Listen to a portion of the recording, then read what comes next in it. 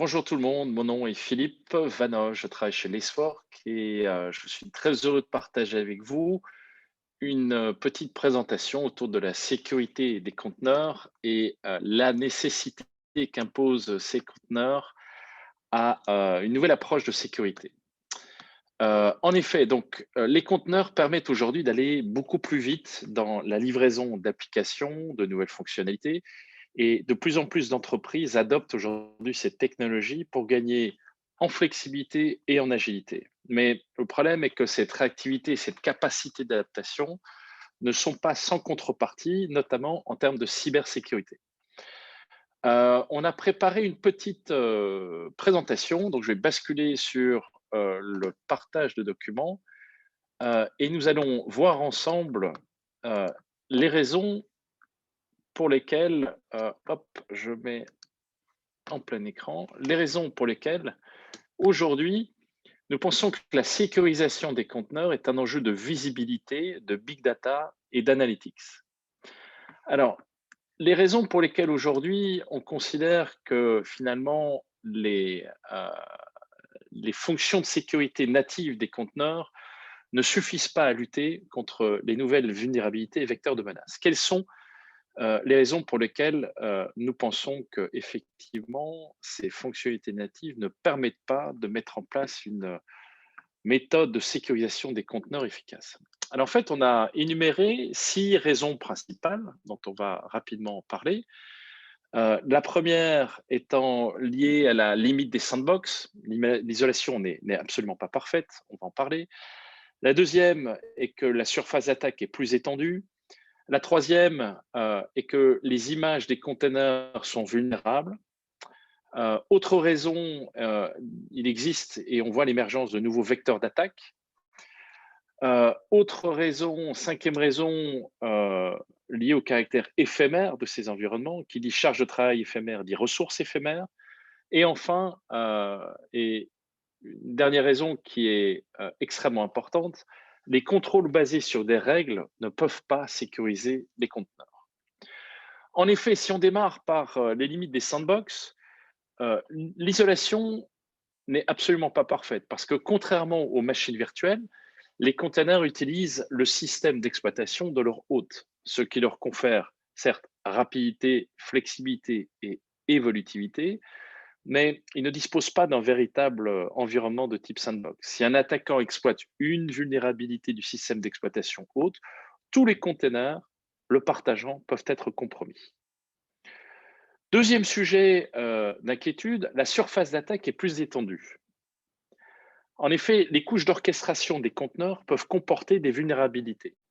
En exploitant de mauvaises configurations, par exemple trop d'accès à privilèges ont été accordés, un attaquant pourrait facilement prendre le contrôle de l'ensemble d'un parc de conteneurs. La complexité des plans de contrôle des conteneurs et l'utilisation intensive d'API au niveau de la couche service peuvent par ailleurs exposer l'architecture interne des applications. De plus, dans les architectures de microservices, le fait même que les applications soient ainsi ventilées multiplie un petit nombre de workloads par 10 ou par 100. Et tous ces éléments, bien entendu, élargissent la surface d'attaque. Troisième élément, et non des moindres, les images des containers sont vulnérables. C'est un contexte assez fréquemment observé.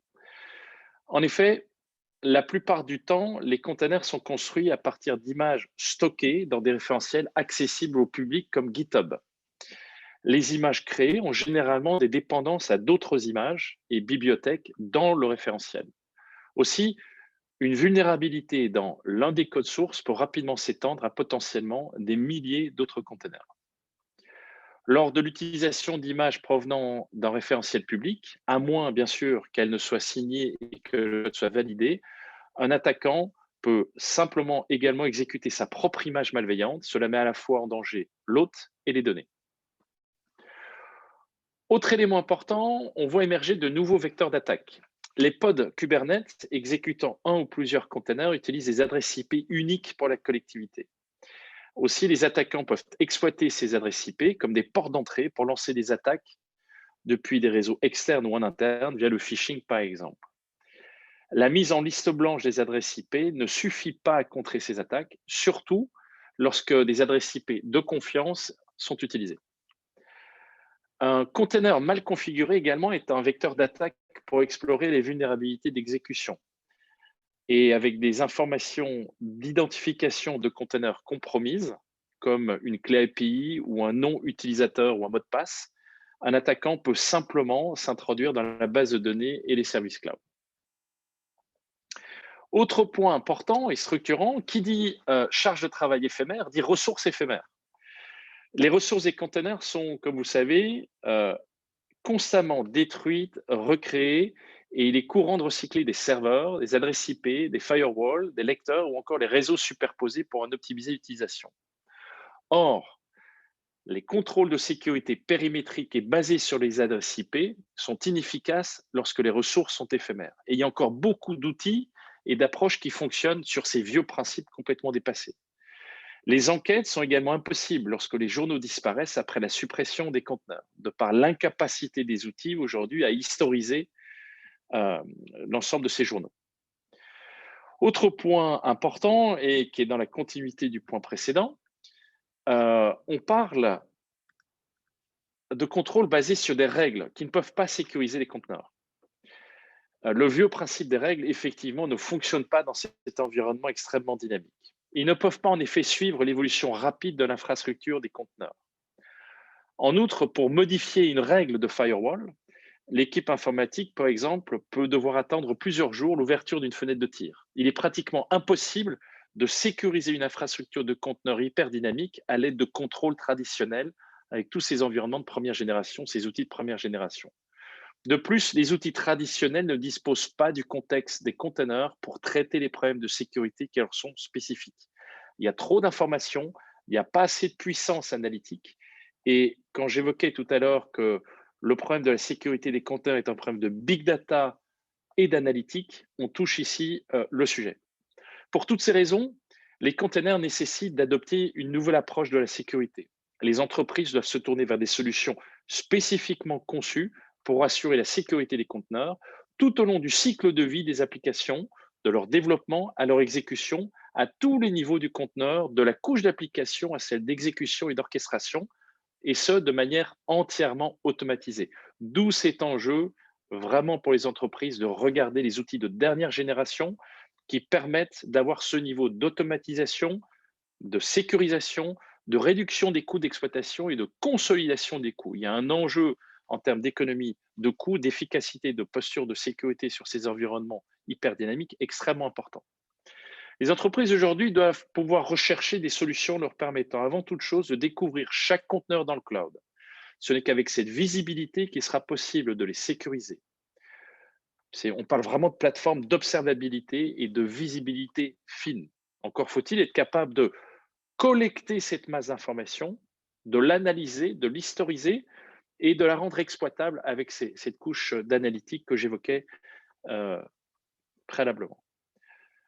Ensuite, une fois que cette visibilité est acquise, les entreprises doivent aujourd'hui veiller à opter pour une solution capable de surveiller en permanence les communications, les lancements et les autres comportements d'exécution dans le cloud. On parle vraiment d'une contextualisation de cette information et de cette visibilité. L'enjeu ici est d'utiliser le machine learning non supervisé pour détecter en temps réel les comportements anormaux avec le minimum de fausses alertes. Il ne s'agit pas seulement de détecter les activités qui ne suivent pas les règles, mais surtout il s'agit de signaler les comportements qui sont anormaux, même lorsqu'ils sont conformes aux règles. D'où cet enjeu de baselining, de comportement, d'analyse des changements normaux. Et le principe des règles aujourd'hui n'est plus pertinent puisque ce sont finalement un mécanisme auto-apprentissant qui se met en place pour pouvoir comprendre des changements normaux, des comportements anormaux et d'être capable de remonter cette information de manière exploitable. Encore une fois, ces alertes devront permettre, ces remontées d'informations, une fois filtrées et analysées, ces alertes devront permettre de remonter rapidement à l'origine d'une attaque ou d'un comportement anormal. Par exemple, un serveur API ouvert, avec des éléments consignés au niveau des processus pour que les pistes d'audit persistent même après la suppression d'un conteneur. Cela garantit ainsi une traçabilité malgré la nature éphémère des conteneurs. Extrêmement important. Selon le Gartner, et on va finir avec cette perspective qui illustre l'impact et l'accélération, selon le Gartner, d'ici 2022, 75% des entreprises devraient exécuter des applications conteneurisées contre seulement 30% en 2019. Cette croissance explosive souligne l'importance de sécuriser les containers avec une solution complète, de la détection automatisée des menaces à la conformité. Cette approche globale de la sécurité des containers est la seule à permettre de ne rien laisser sans protection. Voilà, je vais conclure ici ma présentation. Vous l'avez compris, notre point de vue est que la sécurité des conteneurs et des infrastructures cloud est un problème de big data et d'analytics. Surtout, n'hésitez pas à nous laisser des commentaires. Je prendrai le temps de revenir vers vous. Vous avez ici mes coordonnées, philippe.vanov@lacework.net et non pas .com. Je vous prie de m'excuser, il y a une petite erreur, c'est philippe.vanov@lacework.net. Je vous souhaite de passer une très bonne journée et je vous dis à très bientôt. Merci, au revoir.